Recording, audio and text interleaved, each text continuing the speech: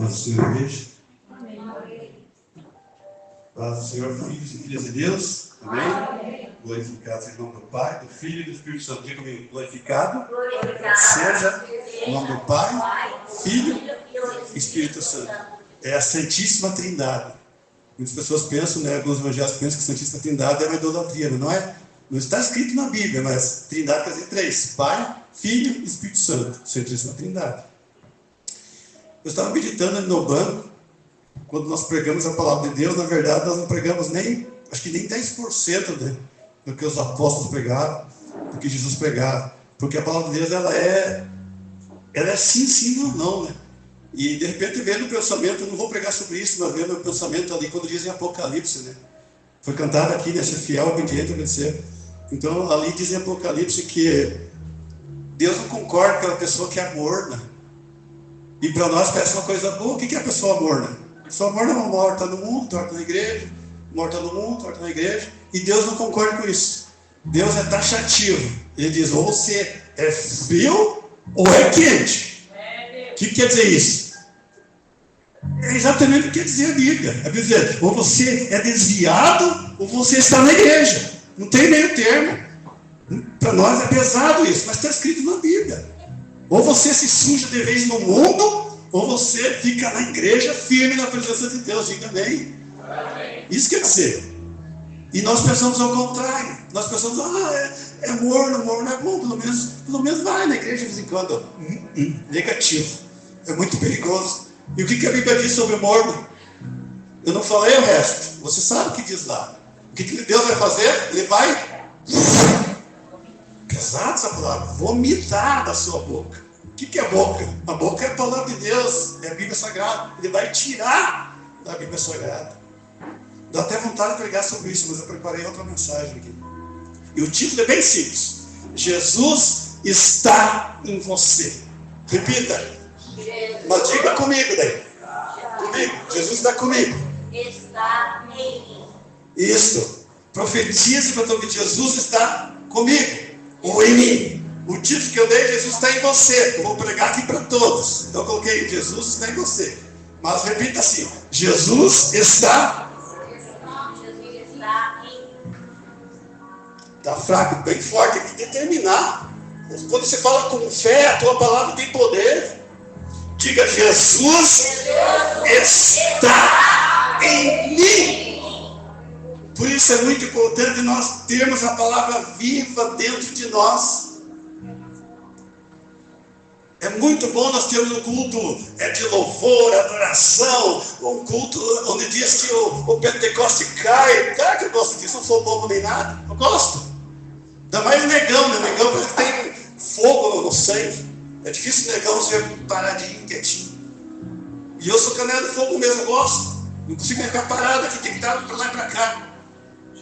Eu gosto, mas eu sei que a palavra verdadeira, ela não está fora, ela está dentro de você. Por isso coloquei esse título bem simples: Jesus está em você. Ele está em você. E muitas vezes nós fazemos errado. Nós queremos vir na igreja e ver o Espírito Santo se manifestar entre quatro paredes. Isso é bom? Claro que é bom. Mas o importante é se manifestar em você, dentro de você. E eu quero provar pela palavra de Deus que isso já existia lá no Antigo Testamento com Jacó. Muitas vezes Jesus está em nosso meio, está na nossa vida, está dentro de nós, está no nosso dia a dia, está nas pequenas coisas, está na natureza, está nos animais. E nós não percebemos. Jesus está na nossa casa. E nós muitas vezes não percebemos. Às vezes uma boa ação que acontece, você nem lembra que Deus pode estar naquele negócio. Eu costumo colocar tudo aquilo que acontece de bom na minha vida, eu sempre coloco crédito para Deus. Sempre. Todos os meus planos que eu coloco de um ano para o outro, eu sempre coloco na presença de Deus em oração. E escrevo, porque aquilo que você escreve está determinando na tua vida. Eu escrevo e coloco no meio da Bíblia. Jesus está em você. Lá em Gênesis 28:10, você não precisa acompanhar, se tiver Bíblia, não precisa abrir. Só marque bem 28:10. A história de Jacó, acho que a maioria já conhece. Né? Quando Jacó, né, foi mandado, vamos ler ali um pedaço. 28, o versículo 10 ali, ó.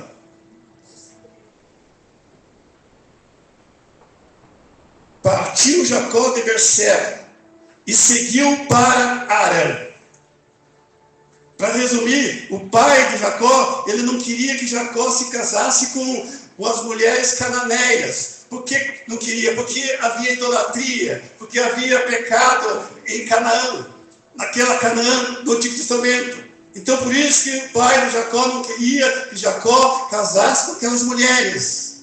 Já o irmão de Jacó, Esaú, ele era desobediente, rebelde, é bem diferente de Jacó. Ele fez o contrário, ele se casou com uma mulher cananeia. Mas Jacó era separado. Veja, quando você é separado, meu irmão, minha irmã, você é diferente. Quando você é separado por Deus, você é diferente. Veja bem, não é que você quer ser diferente, mas você é pelas suas atitudes, você faz a diferença. E Jacó era diferente. E olha só a fé de Jacó. Partiu Jacó de Berseba e seguiu para Harã. Eu pesquisei um pouco aqui, dá mais ou menos uns 11 quilômetros. Olha a fé, igreja. Só no início desse versículo aqui já dá uma mensagem. Olha a fé de Jacó, olha a obediência de Jacó. Berseba até Harã dava mais ou menos uns 11 quilômetros. E naquele tempo não tinha carro, não tinha caminhão, não tinha avião, não tinha jatinho, não tinha bicicleta, não tinha nada. O máximo que tinha era camelo, cavalo, mula. 10 quilômetros, 11 quilômetros. Mas ele sabia o que ele estava fazendo. Ele sabia, tinha convicção da sua fé. Por quê? Porque Deus estava com ele, assim como Jesus está em você. Você tem que ter convicção da fé para que o extraordinário, para que o impossível aconteça na tua vida. Para você vir encontrar aqui testemunhos grandiosos, testemunhos surpreendentes. Você pode vir contar aqui sim o testemunho da dor de barriga, dor de cabeça, amém, glória a Deus. Deus faz isso também, mas Deus faz mais coisas impossíveis na tua vida, porque Deus está em você. Deus pode você conseguir um carro zero, uma casa boa para você, se você crê no Deus impossível. Um salário melhor, não, é impossível, porque eu mal tenho Mobral. Muitos nem sabem o que é Mobral aqui.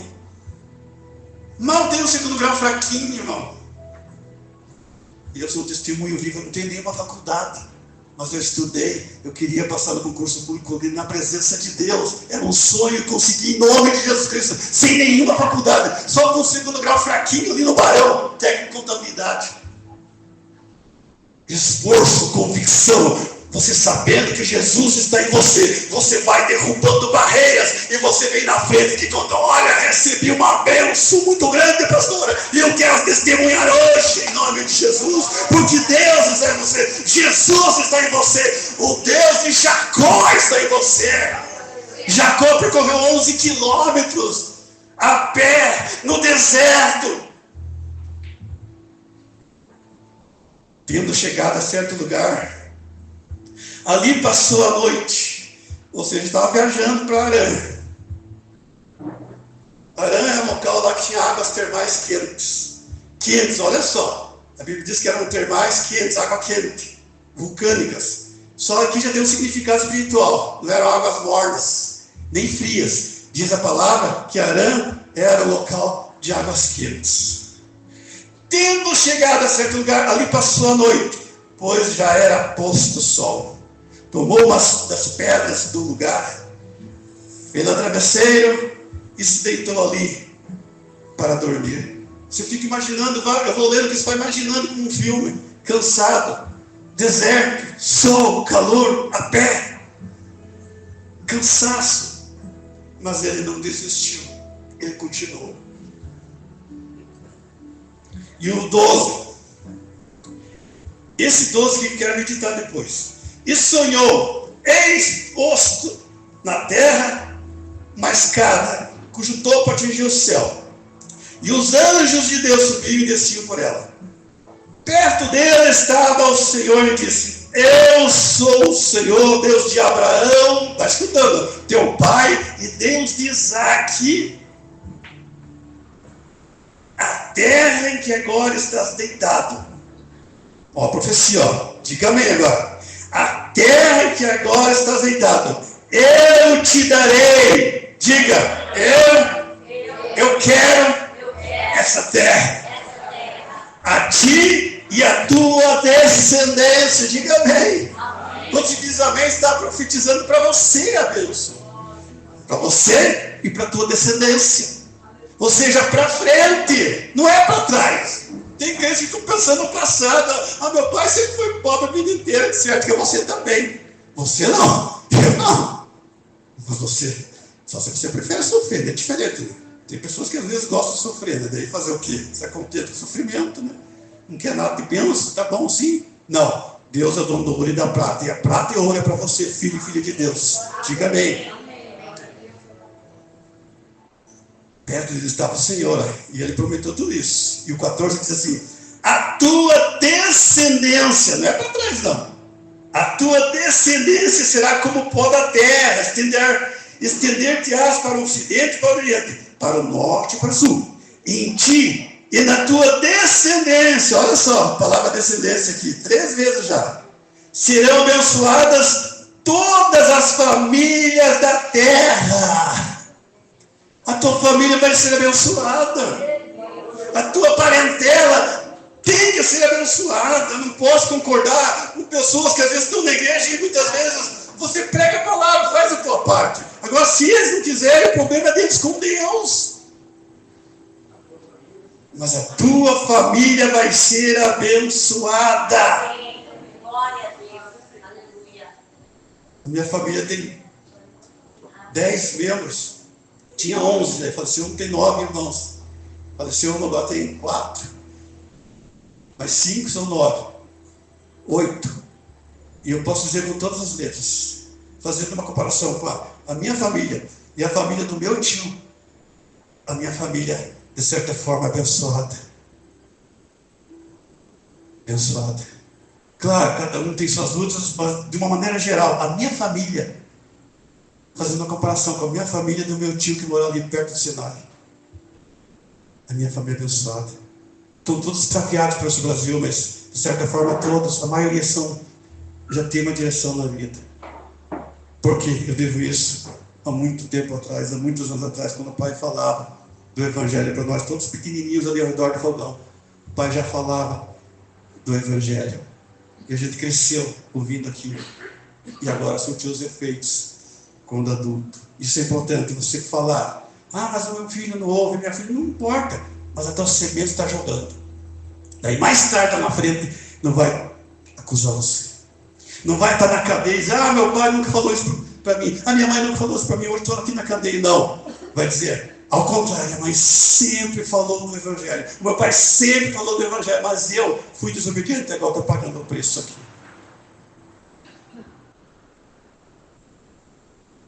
O 14, a tua descendência será como o pó da terra. Ocidente e oriente, norte e sul, todas as partes. E o 15 diz mais, eis que eu estou contigo, e te guardarei por onde quer que fores, e te farei voltar a esta terra, porque não te desampararei, até cumprir aquilo que te hei referido, falado. O 16 diz, despertado Jacó do seu sono, disse, na verdade, o Senhor está nesse lugar e eu não sabia. 17, e temendo disse, quão temível é este lugar, é a casa de Deus, a porta dos céus. O local onde Jacó estava ali, com aquela escada, era chamada porta de Deus. Mas eu quero voltar nos 2 versículos que eu vou meditar nessa noite, somente o 12 e o 16. O 12 diz assim, e sonhou. A primeira palavra. Eu não vou aqui me deter muito, porque à medida que eu vou lendo aqui, Deus vai me dando mensagem, de repente eu vou até meia-noite. E eu não quero me prolongar não. No máximo 5 para os 9, eu quero terminar. Eu, né? Mas o Espírito Santo não tem relógio. Então até 1 da manhã eu tenho liberdade. Não, brincadeira, irmãos. Eu procuro levar a sério, só que não gosto de cortar a mensagem também. E sonhou. Quantos têm sonho nessa vida? Levante a mão. Quantos? Veja a pergunta que eu fiz. Quantos têm sonhos nesta vida? Vida. Levanta a mão. Eu disse sonhos reais. Não aquele sonho que se sonha dormindo. E muitos têm sonhos, sonham pesadelo.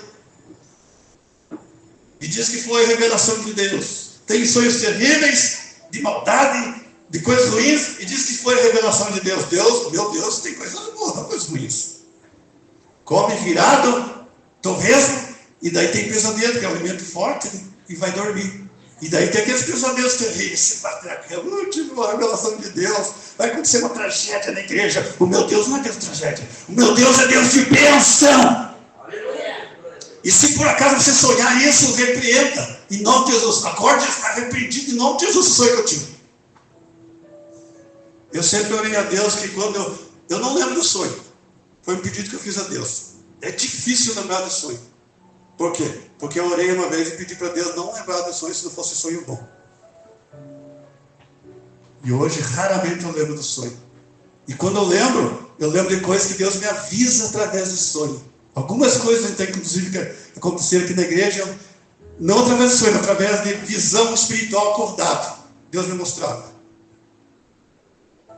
o que ia acontecer. Coisas que os irmãos sabem, né? Toda igreja acontece coisas e Deus me revelou algumas coisas que aconteceram aqui, que para mim não foi surpresa. Algumas pessoas que passaram por aqui estão em outros lugares. Mas isso não é o caso agora. São coisas particulares que a gente tem com Deus. E sonhou, é importante você ter sonho.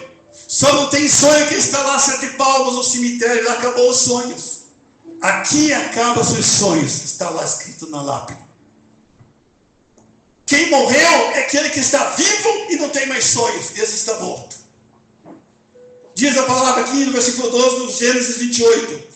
E sonhou, eis posto na terra uma escada, olha só, a escada não é para trás, é para frente, uma escada cujo topo atingia o céu.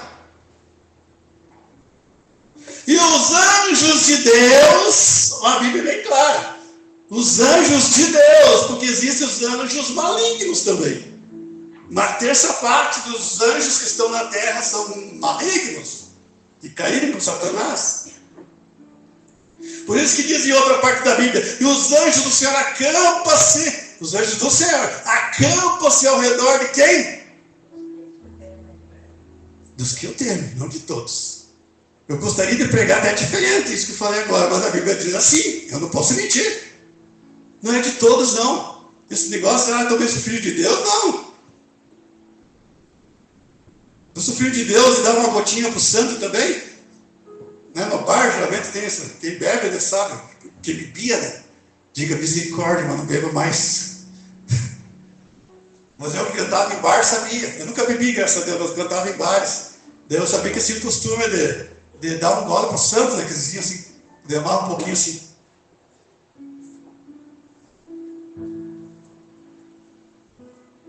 E os anjos de Deus subiam e desciam por ela. Agora repare o final aqui desse versículo, igreja. Subiam e desciam por ela. Notou algo diferente aqui? Subiam. Ou seja, os anjos já estavam aqui. Aleluia. Os anjos já estão aqui, igreja. Não adianta, Senhor, venha. Não, os anjos já estão aqui. Porque a Bíblia diz que os anjos subiam e desciam. Ou seja, se estão subindo, é porque eles estavam aqui. Eles estavam perto de Jacó. E isso acontece comigo, com você, com a igreja do Senhor. Deus está junto de nós. E muitas vezes nós não reconhecemos. Nós não colocamos a nossa fé em ação. Nós não colocamos aquela fé de Jacó, aquela fé de Paulo, de Pedro. Nem Jesus nem fala, porque nós não chegamos nem à sombra de Jesus. Nós não colocamos, nós nos desesperamos com tudo que acontece em nosso meio, igreja. Seja um crente de poder, um crente de fogo. Não estou falando fogo só na hora do culto, do Pentecoste, do louvor. Oh, glória a Deus, aleluia. Mas só para fora, começa a armar o temporal, já começa a desesperar. Meu Deus do céu, o que será da minha casinha? Essa ventania vai derrubar tudo. Não tem jeito, a gente vai acabar com tudo em casa agora. Não! Se você tem a fé de Jacó, você crê no Deus Todo-Poderoso. Olha, se eu vou contar as experiências que eu tive com Deus, igreja, você vai me chamar de mentiroso. Mas um dia, eu lembro, vou contar só uma. Eu lembro uma vez que a gente estava para fazer uma vigília lá na Fazenda Potreiro. E todo sábado chovia. Todo sábado chovia. Eu fui ter conversa com Deus. Disse, não, Senhor, nós vamos fazer no outro sábado. E não vai chover. Não choveu. Eu lembro que era época de inverno. Depois da vigília vamos ter lá uma panelada de pinhão. Lembra disso? Uma panelada de pinhão. Um cafezão lá depois. Um luar tranquilo, gostoso. Fé em ação. E os anjos do Senhor subiam e desciam por ela. O versículo 16, ó. Acontece muito na igreja isso. Despertado Jacó do seu sono. Quantas pessoas estão dormindo? Não estou falando naquele cochilo, realmente, não. Sono espiritual. Quantas pessoas estão dormindo espiritualmente? E aqui diz o versículo 16. Despertado Jacó do seu sono, disse: na verdade, o Senhor está neste lugar, e eu não sabia. O Senhor está aqui, muitas vezes nós não sabemos. O Senhor não só aqui, lá fora, na casa do trabalho, o Senhor está. E muitas vezes nós não sabemos. Olha, igreja, tem cada testemunho grandioso, se fosse contar aqui para a igreja. A igreja, quem sabe até muitos não iam acreditar. Eu pensar que estou inventando, mas o Deus que de Jacó, um pouquinho, o mínimo que seja, eu tenho certeza que Ele já agiu na minha vida. E vai agir também na sua vida, diga amém. Eu quero ver pessoas, quem sabe, no próximo culto aqui, contando testemunho. Não testemunho de curto, dor de barriga, dor de cabeça, amém também por isso, mas testemunho grandioso de coisas que só o poder de Deus pode fazer na tua vida. Como fez na minha vida, usar um cachorro para vir com uma nota de 10 reais na boca, no momento que estava passando dificuldade financeira.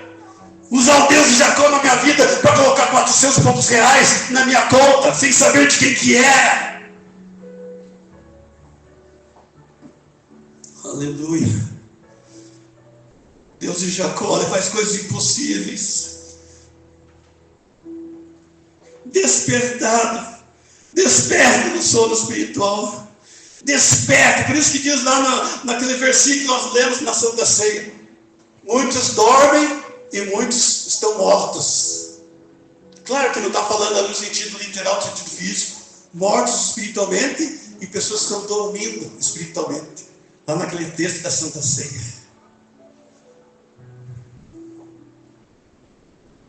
Lá em Mateus 28, 20, só para complementar aqui o que eu estou pregando aqui. No versículo 16 ali eu sublinhei até: o Senhor está neste lugar e eu não sabia. Eu fico meditando nessa parte aqui desse Jacó. Meu Deus, ele foi, mesmo assim, ele foi. Veja a fé que Jacó tinha. Nós podemos comparar com um Abraão, que não sabia nem para onde ia, mas foi, Deus mandou: vai, eu vou te mostrar. Imagina se Deus faz isso para mim, né, Gilmar? Faz isso para nós. Vai lá, mas o que eu vou fazer lá? Vai lá que eu vou te mostrar. Não vou lá, eu tenho que saber o que tem lá. Ainda mandar sair do meio dos parentes. Não, minha família não, pelo amor de Deus. Pelo meu filho eu mato meio mundo, pela minha filha eu mato meio mundo. E Deus mandou sair do meio da parede. Esse Deus é complicado pregar, né? A gente tem medo de pregar algumas coisas que estão na Bíblia, porque às vezes as pessoas às vezes não aceitam, mas aquilo que está na Bíblia tem que pregar. Você não acha que eu não saio para fora depois de um culto, de uma pregação, não saio olhando para o lado, ver se não vem alguém com as costas me atacar? Não sou bobo nem nada. Mas a palavra eu prego. Mateus 28, 20. Ensinando a guardar todas as coisas que vos tenho ordenado. E olha o que diz na sequência. E eis que estou convosco. Quem pode terminar para mim? Todos os dias. Aleluia. Olha que palavra maravilhosa, igreja. Ó, vou pular igual a criancinha. Ó, tá alegre. Assim tem que ser alegre. Todos os dias, diz a Bíblia. Você, Gênesis está ali, está marcado. Se você não acredita, depois pode pegar comigo ali as anotações. Eis que estou convosco. Não está escrito ali, eis que estou naquela igreja, naquela denominação, naquele... Não, eis que estou convosco. Eu parece que vejo Jesus com o dedo assim apontando para um e para outro. Eis que estou convosco todos os dias, 2026, 2030, 2000, tanto faz, todos os dias, até a consumação dos séculos, ou seja, até o final. Deus está contigo. Ou você acha que estou há quase 40 anos no Evangelho e Deus não fez nada na minha vida? Se Deus não fizesse nada, eu ficava lá os 23 anos no catolicismo ajudando o Padre Geraldo a fazer missa. Se Deus não fizesse alguma coisa. Você acha que com 23 anos eu ia me converter se Deus não fizesse alguma coisa na minha vida? Eu ficaria assim 2 anos, 3 anos. Não, voltar lá para fazer missa com o Padre Geraldo. Vou voltar lá para o TLC, do grupo de jovens. Eu vou lá acompanhar o apostolado de oração da igreja. Eu vou, aquele negócio de crente, não quer saber. Não, é porque Deus fez na minha vida, vai fazer na tua, diga amém. Na tua, Ele vai fazer. Por quê? Porque Ele é o Deus de Jacó. Fale com Deus nas suas orações e diga: Senhor, eu quero testemunhar, mas eu quero algo contundente, algo forte, que vai levantar, Senhor, a fé do irmão, porque o testemunho levanta a fé daquele irmão, daquela irmã que está desanimado. Porque aquele irmão vê você falando, aquela irmã vê você falando, mas, puxa vida, fez aquilo na vida do irmão, então vai fazer na minha também.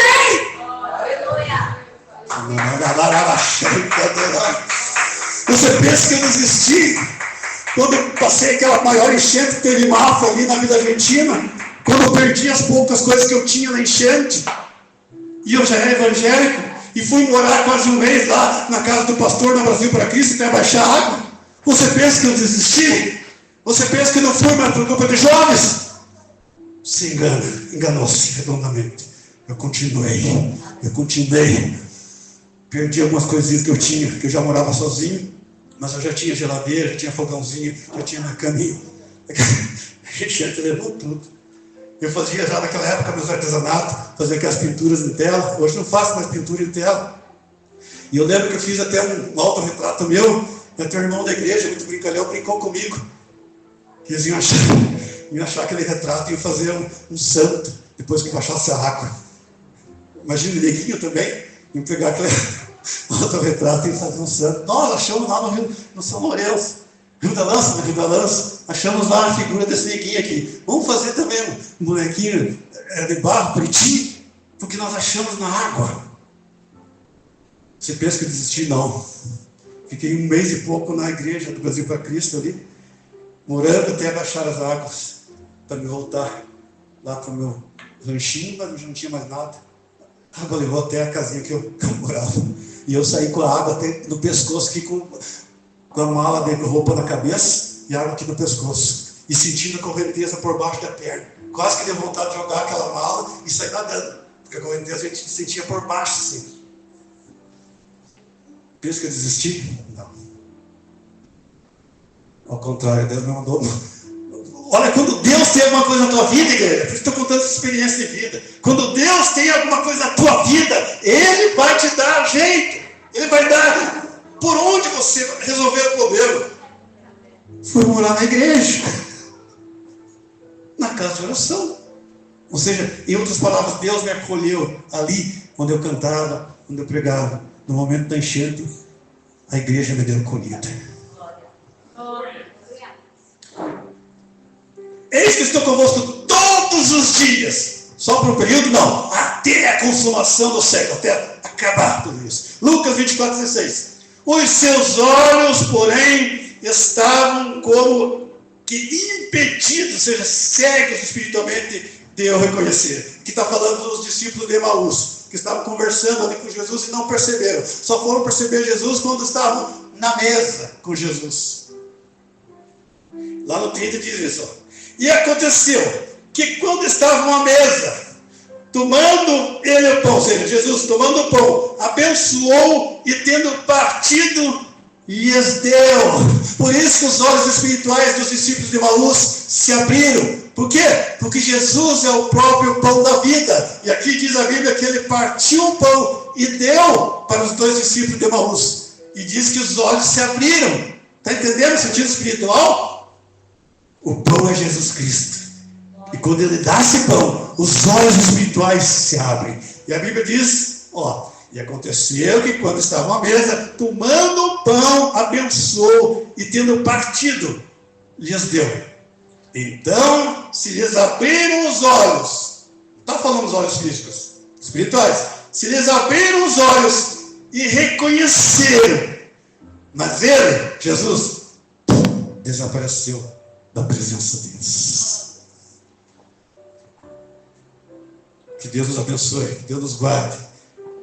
E assim como aconteceu com os discípulos, que não aconteça conosco. Que nós possamos reconhecer Jesus antes dele desaparecer. Aplauda bem forte o nome dele. Fique com essa palavra em nome de Jesus.